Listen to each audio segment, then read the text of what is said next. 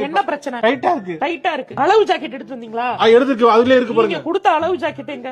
இந்த இருக்கு. இப்ப நான் அளவு பண்ணி காட்டவா? இருங்க. டைட்டா இருக்கு. போட்டுட்டு போங்க. இங்க பாருங்க. 15 இருக்கா? 15 இருக்கா? இது இருக்கா? இருக்கு. கரெக்டா இருக்கா? இருக்கு. அளவு நீங்க கொடுத்தத வச்சு நான் கரெக்டா தான் தச்சிருக்கேன். அப்படி இருந்தும் உங்களுக்கு டைட்டா இருக்குன்னா என்ன அர்த்தம்? நீ ஒழுங்கா தைக்கலன்னு அர்த்தம். ஒழுங்கா தச்சிருந்தா அது ஒழுங்கா இருந்திருக்கும். எனக்கு மன உளத்துல என் புருஷன் தான் தேவையில்லாம ரொம்ப அடிக்க வேண்டியதா போச்சு. நீங்க கொடுத்த அளவு ஜாக்கெட்டை வச்சுதாக்கா தச்சிருக்கேன். அது எப்படி அளவு மாறும்?